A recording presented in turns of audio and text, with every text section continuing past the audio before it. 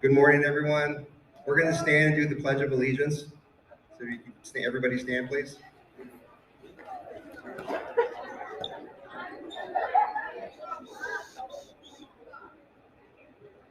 I pledge allegiance to the flag of the United States of America and to the republic for which it stands, one nation, under God, indivisible, with liberty and justice for all.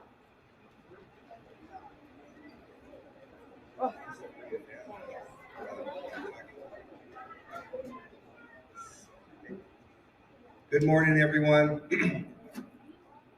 We're here to celebrate and honor the men and women who have served our country. You might have asked yourself, why do we celebrate Veterans Day? I'll try to explain what a veteran is and the significance of why we celebrate the holiday. A veteran means you took an oath to support and defend the Constitution of the United States. A veteran means you sacrificed a number of years of your life to serve your country. Being a U.S. military veteran also means you were willing to fight and die in service to this country. It means being separated from your friends, from your family, and the people that you love the most. It means giving up control of your life and having to trust your well-being to people in charge. It means risking your life and potential injury, either to complete a mission or helping your buddies who were fighting alongside you. And that's why we celebrate Veterans Day. There's a poem written by Cheryl Dyson, and it's an amazing poem. It says, on Veterans Day, we honor all who answered to a service call. Soldiers young and soldiers old, fought for freedom, brave and bold. Some have lived while others have died. All of them deserve our pride. We're proud of all soldiers who, they kept thinking of red, white, and blue. They fought for us and all our rights. They fought through many days and nights. And though we may not know each name, we thank all veterans just the same. Thank you, veterans.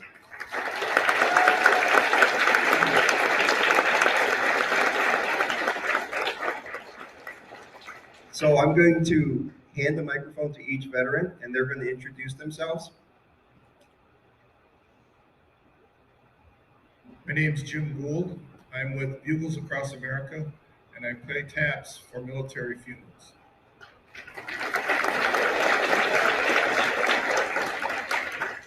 I'm David Rinaldi. I was a medic in the Army a long time ago. I'm a retired pediatrician now. Good morning. I'm Andrew Sostak. I actually went to school with her, and her. All right, that's enough then. I was in the Marine Corps. I was a combat engineer, and I did grow up in Bolingbrook here. And this is my dad. Come on up, come on up. This is my dad. And I think this is our, 8th, 9th, 10th time coming here? Yes. It's been always a pleasure. It's always been. My name's Ed Sostak. I was in the Navy. I was an electrician aboard a carrier ship back in the 60s. And USS Yorktown technically was supposed to be in World War II. I'm not sure yet. I think they rebuilt it, but kept the same name. But still, number 10 ship.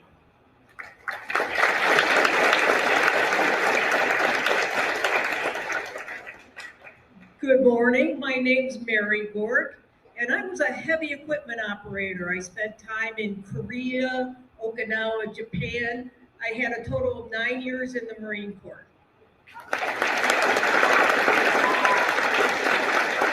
Hello, my name is says Raymond, but my friends call me Chip.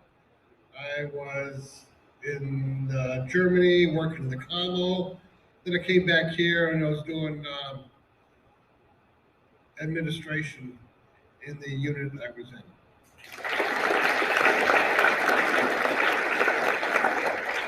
Good morning. My name is Herschel Nelson. I'm a sergeant in the United States Army. I'm the commander of the American Legion Post here in Bolingbrook, 1288.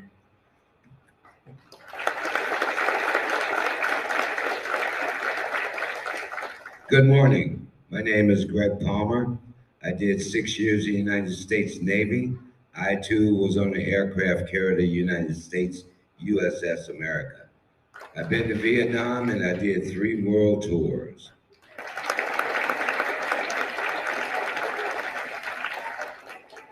My name's John David. I'm retired Army. I spent 23 years in the Army, and 14 of it was overseas in different countries. I've either visited or stayed and lived in over 15 countries. I'm the commander of the Bolingbrook Post 5917. I'm a past state commander and also past national council member. Thank you.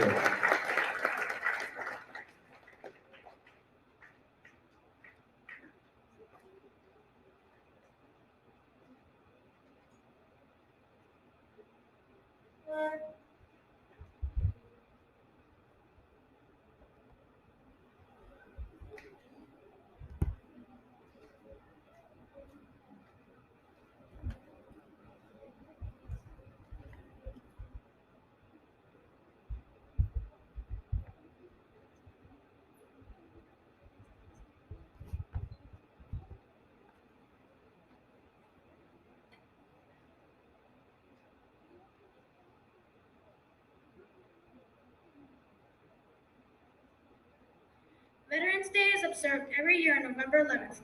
This year, the 11th day of the 11th month is a Friday.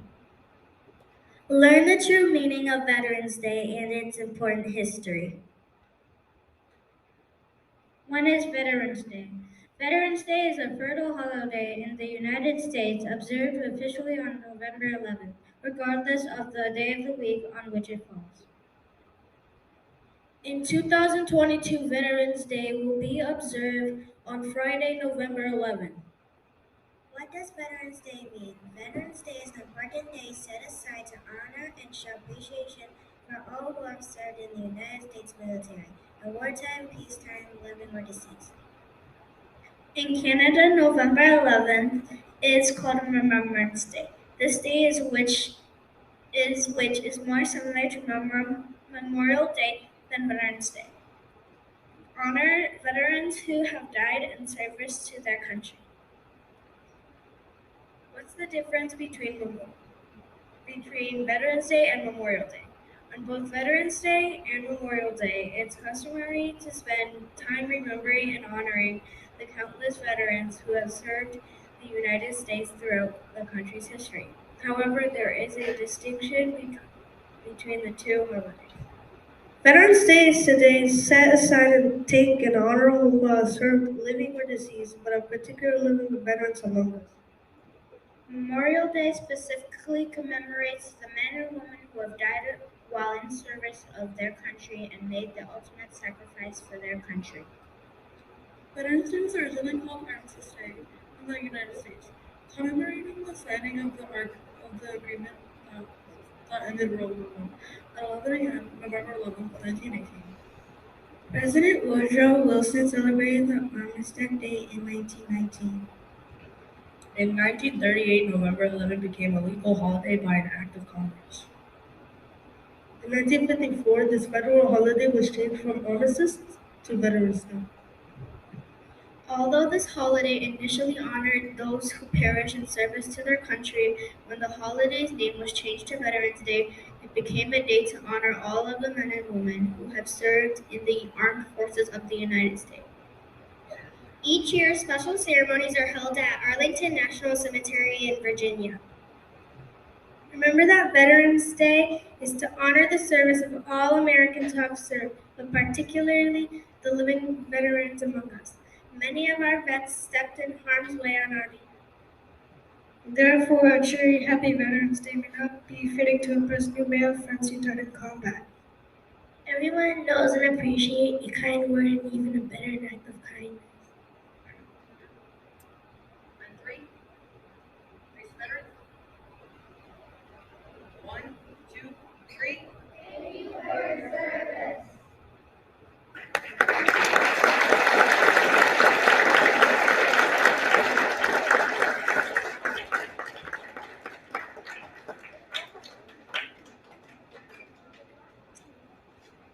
We also want to thank Mr. Guzman, who also served, and Mrs. Torres.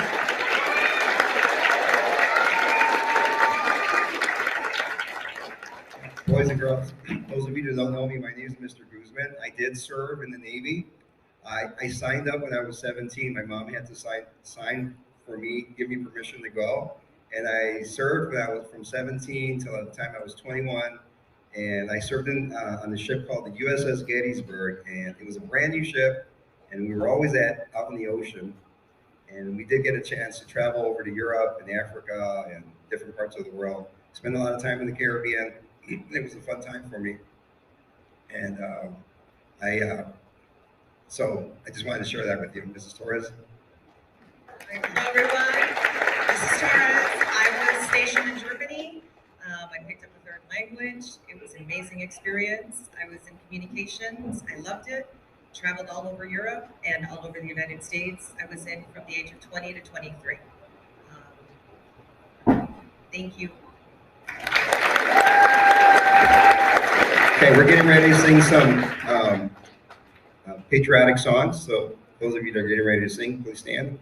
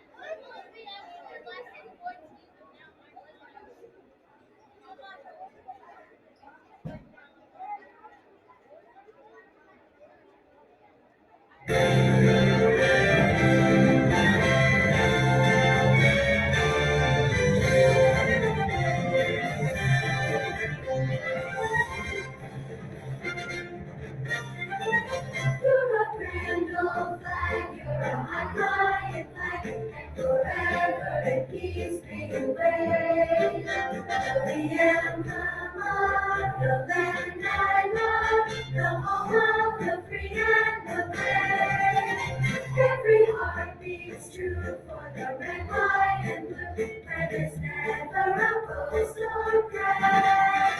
But should all the acquaintance be forgot, we'll fly on the grand old flag. This land is golden, this land is golden, from California to New York Island, from Redwood Forest to the ocean shores. This land was made for you and me. As I was walking that ribbon of highway, I saw above me and in the skyway, I saw below me the golden valley. This land was made for you and me.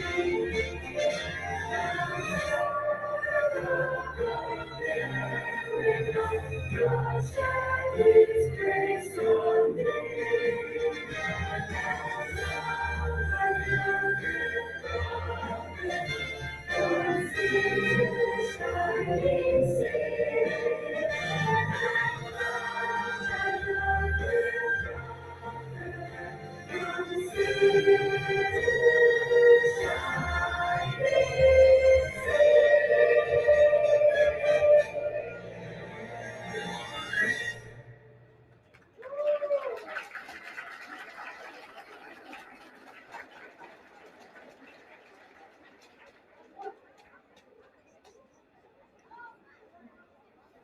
Have a seat, please.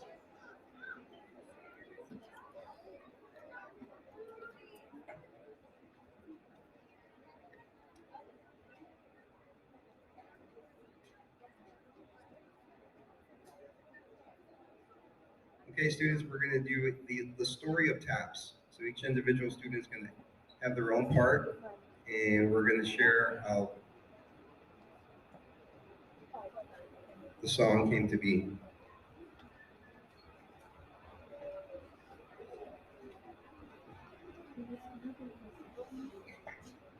The story of taps is one every soldier should know.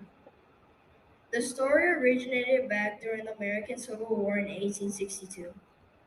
Union Army Captain Robert Ellicott was with his men near Harrison's Landing in Virginia. The Confederate Army was on the other side of the narrow strip of land. During the night, Captain Ellicott heard the moans of a soldier who lay severely wounded on the field. Not knowing if it was a Union or Confederate soldier, the captain decided to risk his life and bring the stricken man back for medical attention. Crawling on his stomach to the gunfire, the captain reached the stricken soldier and began pulling him towards the encampment. When the captain finally reached his own lines, he discovered it was actually a Confederate soldier, but the soldier was dead. The captain lit a lantern and suddenly caught his breath and went numb with shock. In the dim light, he saw the face of the soldier. It was his own son. The boy had been studying music in the South when the war broke out. Without telling his father, the boy enlisted in the Confederate Army. The following morning, the father asked permission of his superiors to give his son a full military burial, despite his enemy status. His request was only partially granted. The captain asked if he could have a group of army band members play a funeral dirge of his son at the funeral. The request was turned down since the soldier was a Confederate. They did say that they could only give him one more musician. The captain chose a bugler. He asked the bugler to play a series of musical notes he had found on a piece of paper in the pocket of the dead youth's uniform. The wish was granted. The haunting melody we now know as taps, used at military funerals, was born. Thank you, sister. Thank you. Please have a seat.